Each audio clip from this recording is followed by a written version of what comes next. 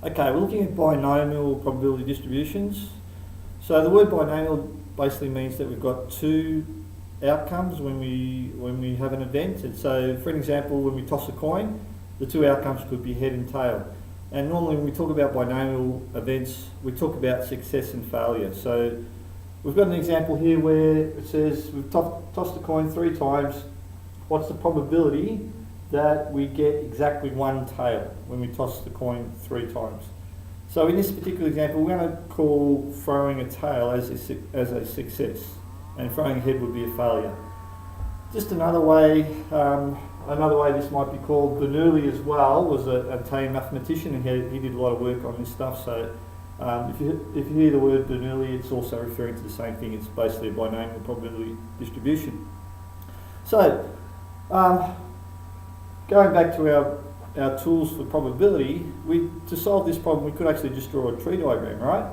And in our tree diagram we've got our first toss of the coin. You can throw a head or a tail. The second toss of the coin, you can throw a head or a tail after you've thrown a head, or if you've thrown a tail first up, you could throw a head and tail again. By the time we get to the third toss, again you can throw a head and a tail depending on what previously happened. So basically all these branches show all the different outcomes, and over here I've listed all the outcomes: head, head, head, okay, head, head, tail, and so on. So let's use our tree diagram first of all to solve this problem, and then I'll show you some different maths to do this. So probability of throwing exactly one tail is a head, head, tail. We could have that one, or a head, tail, head, or a tail and a head and a head. All the other outcomes have more than one tail, or 3 heads. Okay, so basically we've got 3 chances. So the answer to this would be 3 chances out of 8 outcomes altogether. 3 out of 8. Pretty simple. But I'll show you another method, and basically the other method is because what happens if I said what was the probability of throwing one tail when we toss the coin 20 times? Could you imagine trying to draw a tree diagram with 20 different branches on it?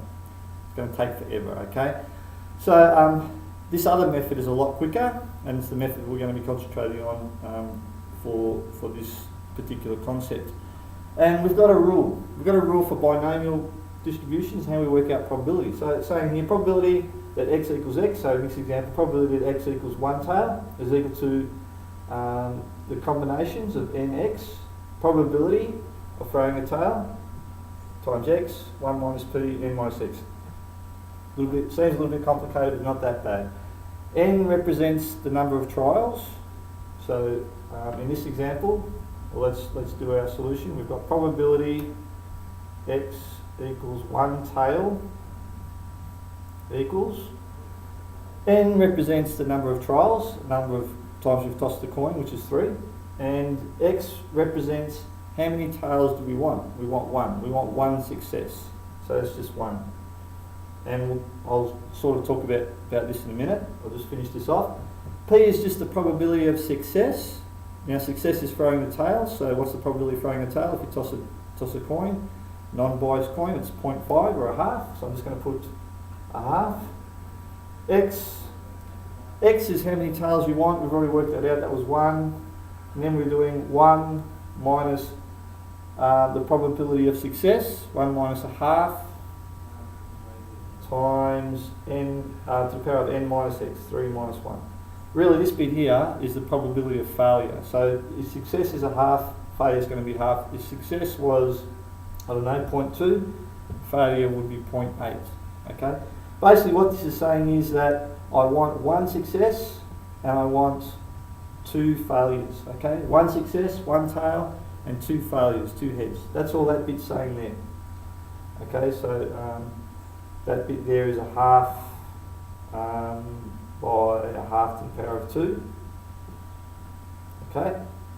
This bit here, this 3, 1, is actually telling us how many different combinations of that can we get. Okay, so if I worked out just this probability here, a half times a half times a half, okay, that's this bit here, half times a half times a half.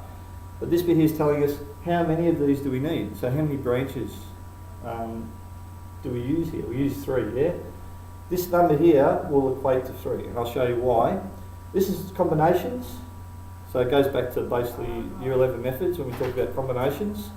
And over here, you can see here we've got the rule for combinations, and it's nx.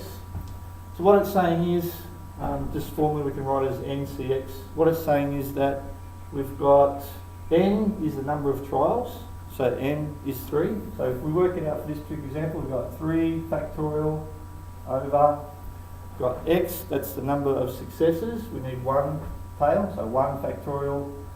Then n minus x, so we've got 3 minus 1 factorial. Okay, let's work that out. 3 factorial over 1 factorial, 2 factorial.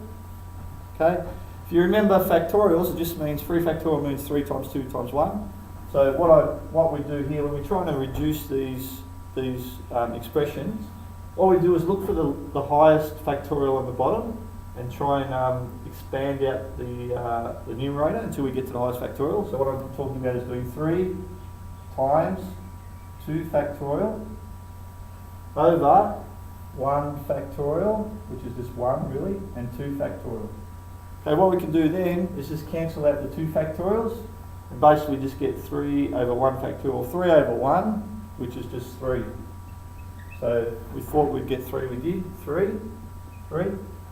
Okay, because we've got three branches here, 3 times a half squared. So we've got 3 times a half times a quarter. So 2 times 4 is 8, 3 over 8. 3 over 8. So I've got exactly the same answer, okay? This is the method that you'll use when we're doing binomial distributions. It's also on your calculator, okay? So it's very popular calculator type, exam 2 type question, calculator question. So on your calculator, and you'll need to do this in class, you go to probability, you go to binomial CDF, and in binomial CDF in probability in the calculator, you'll see it's got the number of trials, n, so you put 3.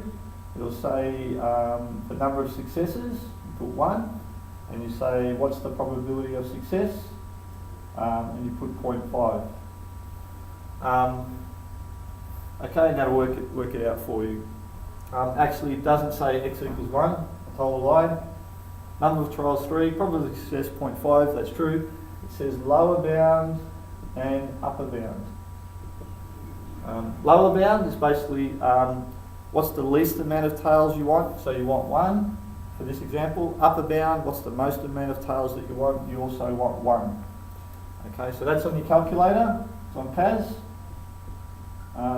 Just an example of how that lower bound, upper bound might be used differently.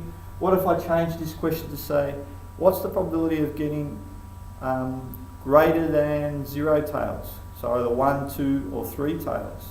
Okay, in that example, we would change this equation to say lower bound 1, upper bound 3. So the lowest amount of tails we want is 1, and the most amount of tails we want is 3. Okay, so that's binomial distribution. In the next video, we'll talk a little bit about measures of centre and spread.